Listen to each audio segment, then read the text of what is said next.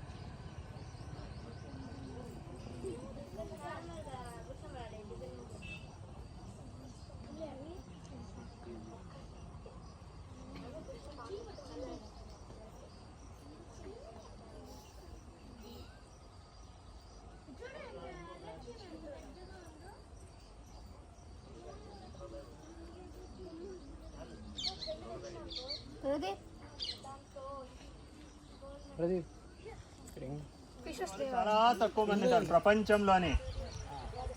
ఆ అష్టావధానం చేసే వాళ్ళని అవధాని అంటారు. క్వశ్చన్స్ ఆన్సర్ చేస్తే అవధాని, కానీ ఎంతమంది అయినా ఆన్సర్ చేయగలిగితే దాన్ని 8 మంది ఆన్సర్ చేయగలిగితే అష్టావధాని.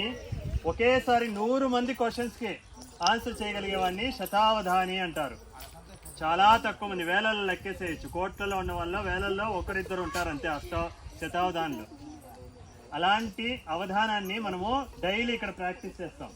ఎలా వీళ్ళు ఏం చేయాలంటే ఆ క్వశ్చన్ని గుర్తుపెట్టుకోవాలి, ఆన్సర్ని కూడా గుర్తుపెట్టుకోవాలి, మెమరీ పవర్.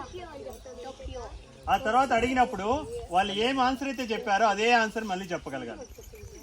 సో దాన్ని మనం ఈరోజు ఇక్కడ చేయబోతున్నాం. మీరు ఎక్కడా చూసిండ్రు ఇలాంటిది, అది మనం ఇక్కడ ప్రతిరోజు ప్రాక్టీస్ చేస్తూ ఉంటారు.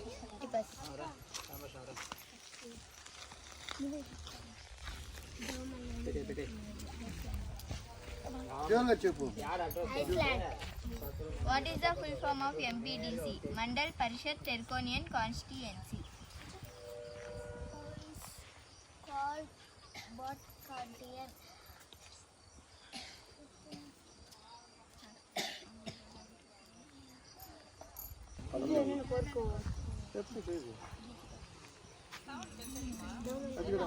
అనగనగా ఒక ఊరిలో ఇద్దరు స్నేహితులు ఉంటారు.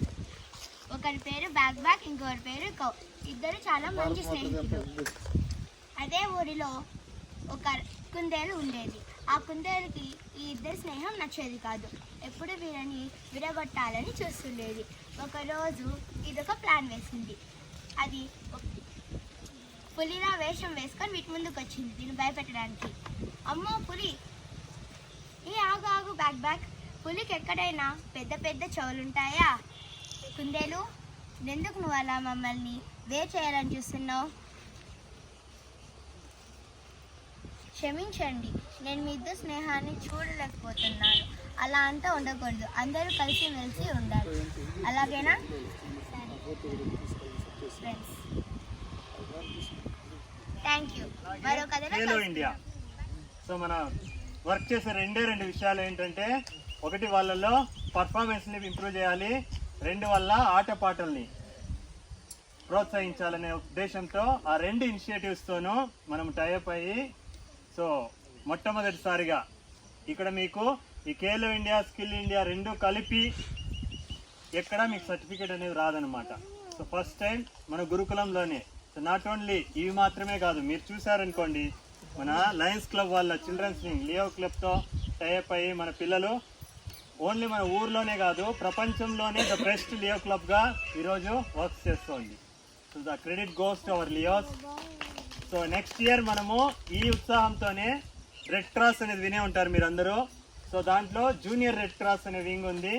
సో దాన్ని కూడా మేము అఫీషియల్గా మన గురుకులంలో స్టార్ట్ చేయబోతున్నాము.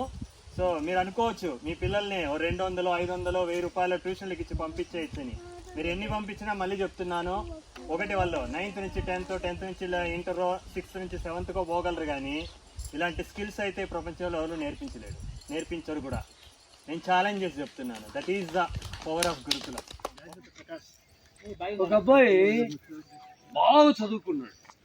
ఎంత చదువుకున్నాడు అంటే డిగ్రీ, పోస్ట్ గ్రాడ్యుయేషను, ఇంకా పైన బీకామ్, ఎంకామ్ అట్లా ఉన్నాయి కదా, ఇంకా ఎక్కువ చదువుకున్నాడు. ఫారిన్ కంట్రీకి వెళ్ళాడు, విదేశాలకు వెళ్ళాడు. వెళితే అక్కడ ఒక ఆయన అడిగారు, నీకు ఏవో ఉన్నాయంటే కదా హిందూ ధర్మంలో, సనాతన ధర్మంలో ఏవో పుస్తకాలు ఉన్నాయంటే కదా, వాటి పేర్లు ఒక 2-3 చెప్పండి అన్నారు. ఆయన వాళ్ళ పెద్దవాళ్ళ దగ్గర నుంచి, మన గురువుగారి దగ్గర నుంచి నేర్చుకున్నట్టుగా భాగవతము, రామాయణము, భారతము అని చెప్పారు. ఆయన ఏమడిగారంటే, ఆ ప్రొఫెసర్, నీ ధర్మం ఇంత గొప్పదా, చాలా బాగుంది, ఆ భగవద్గీతలోంచి ఏదైనా ఒక శ్లోకం చెప్పు, దాన్ని అర్థం చెప్పు అని అడిగారండి.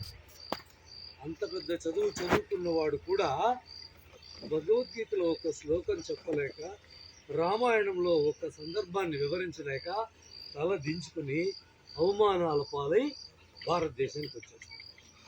అప్పుడు తెలుస్తుంది ఆయనకి మన సనాతన ధర్మం విలువెంత. చదువు మాత్రమే కాదు, చదువు అందరూ చదువుకుంటారు, ఇంగ్లీష్ మీడియం, తెలుగు మీడియం, రకరకాలు డిగ్రీలు పొందుతారు. కానీ జ్ఞానము, మన ధర్మాన్ని గురించి ఎప్పుడైతే తెలుసుకుంటామో మనం అప్పుడే రాణించగలుగుతాం. సో సనాతన ధర్మానికి జై.